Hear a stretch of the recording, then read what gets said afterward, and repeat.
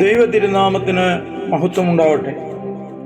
പരിശുദ്ധ നോമ്പിലേക്ക് നാം കടന്നിട്ട് 31 ദിവസങ്ങളാവുകയാണ്.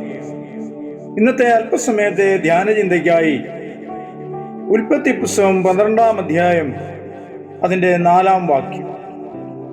യഹോവ തന്നോട് കൽപ്പിച്ചതുപോലെ അബ്രാം പുറപ്പെട്ടു, ലോത്തും അവനോട് കൂടെ പോയി. ഹാരാനിൽ നിന്ന് പുറപ്പെടുമ്പോൾ അബ്രഹാമിന് 75 വയസ്സായിരുന്നു. ഈ വേദഭാഗത്ത് 2 വ്യക്തികളുടെ യാത്രയുടെ ആരംഭം നമുക്ക് കാണുവാനായിട്ട് സാധിക്കുന്നുണ്ട്.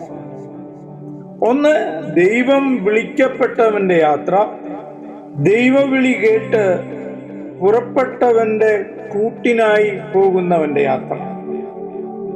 ഈ യാത്രകൾ ആത്മീയ യാത്രയിൽ അനേക പാഠം നമ്മെ പഠിപ്പിക്കുന്നുണ്ട്.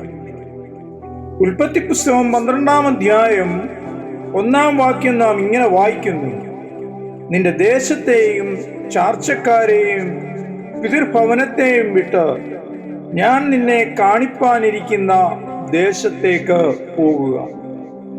75 വയസ്സ് പ്രായമുള്ള അബ്രാമിനോട് യഹോവയാം ദൈവം പറയുന്ന വാക്കാണിത്.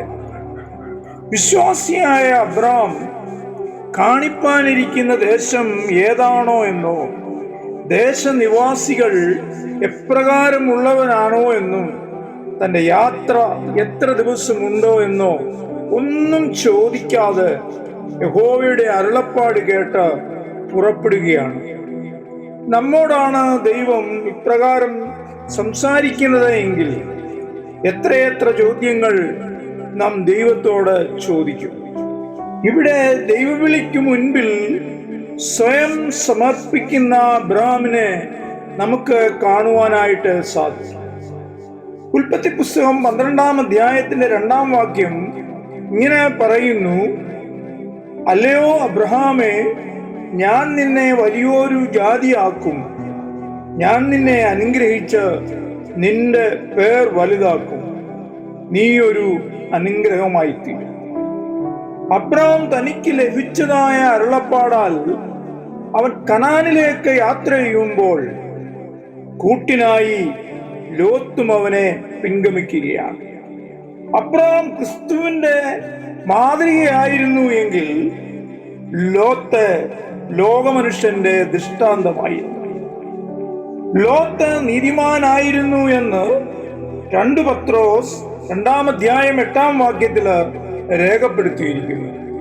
എങ്കിലും കനാൻ യാത്ര ലോത്തിനെ പരാജയമായിരുന്നു. എന്താണ് ലോത്ത് തന്റെ കനാൻ യാത്രയിൽ പരാജിതനാകുവാൻ കാരണം? ഒന്ന്, ദൈവവിളിയില്ലാതെ അവൻ ഇറങ്ങിത്തിരിച്ചു. ഉൽപ്പത്തി പുസ്തകം 12-ാം അധ്യായം 4-ാം വാക്യം പറയുന്നു: യഹോവ തന്നോട് കൽപ്പിച്ചതുപോലെ അബ്രഹാം പുറപ്പെട്ടു, ലോത്തും അവനോട് കൂടെ പോയി. ദൈവം വിളിച്ചു വേർതിരിച്ച വിശ്വാസിക്കു മാത്രമേ തന്റെ യാത്ര പൂർത്തീകരിപ്പാനായി കഴിയുകയുള്ളൂ. രണ്ടാമതായി, ലോത്ത് തന്റെ വസ്തുവകകളെയും സമ്പാദ്യങ്ങളെയും അധികമായി സ്നേഹിച്ചു. 13-ാം അധ്യായം 5-ാം വാക്യം പറയുന്നു: അബ്രഹാമിനോട് കൂടെ വന്ന ലോത്തിനും ആടുമാടുകളും കൂടാരങ്ങളും ഉണ്ടായിരുന്നു. കനാനിലേക്കാണ് താൻ യാത്ര ചെയ്യുന്നത് എന്നറിഞ്ഞിട്ടും താൻ സ്നേഹിക്കുന്ന എല്ലാത്തിനെയും കൂടെ കൂട്ടുവാൻ ലോത്ത് ആഗ്രഹിച്ചു. അത് അവന്റെ യാത്രയുടെ ഒരു വീഴ്ചയായിരുന്നു. മൂന്നാമതായിട്ട്, തിരഞ്ഞെടുക്കുവാൻ അവസരം ലഭിച്ചപ്പോൾ ആദ്യത്തെ അവസരം ലോത്ത് പ്രയോജനപ്പെടുത്തി. ഉൽപ്പത്തി പുസ്തകം 13-ാം അധ്യായം 10-ാം വാക്യം പറയുന്നു: അപ്പോൾ ലോത്ത് നോക്കി യോർദാൻ അരികെയുള്ള പ്രദേശമൊക്കെയും നീരോട്ടമുള്ളത് കൊണ്ട് അവൻ അത് തിരഞ്ഞെടുത്തു. ലോത്തിന് ദൈവവിളി ലഭിക്കാതിരുന്നത് കൊണ്ട് അവന് ലക്ഷ്യപ്രാപ്തിയിൽ എത്തുവാൻ കഴിഞ്ഞില്ല. ഗലാത്യ ലേഖനം 6-ാം അധ്യായം 7-ാം വാക്യം പറയുന്നു, മനുഷ്യൻ വിതയ്ക്കുന്നത് തന്നെ കൊയ്യും. ജഡത്തിൽ വിതയ്ക്കുന്നവൻ ജഡത്തിൽ നിന്നും നാശം കൊയ്യും. ആത്മാവിൽ വിതയ്ക്കുന്നവൻ ആത്മാവിൽ നിന്ന് നിത്യജീവനെ കൊയ്യും. നാം വിതയ്ക്കുന്നുണ്ട് എങ്കിൽ നമുക്കൊരു കൊയ്ത്തുണ്ട് നിശ്ചയം. ഇന്ന് നാം കേട്ട വചനത്തിൽ നിന്നും നാം എന്ത് വിതപ്പാൻ ആഗ്രഹിക്കുന്നു, എന്ത് കൊയ്യുവാനായിട്ട് ആഗ്രഹിക്കുന്നു? ഈ നോമ്പുകാലം ആത്മാവിൽ വിതച്ച് നിത്യജീവനെ കൊയ്യുവാൻ ദൈവം സംഗതിയാക്കട്ടെ എന്ന് പ്രാർത്ഥിച്ചുകൊണ്ട് ഞാൻ എൻ്റെ ധ്യാനചിന്തകൾക്ക് ഇവിടെ വിരാമം കുറിക്കുന്നു. ദൈവം നമ്മെ എല്ലാം അനുഗ്രഹിക്കട്ടെ. കണ്ണുകളടയ്ക്കാം, പ്രാർത്ഥിക്കാം.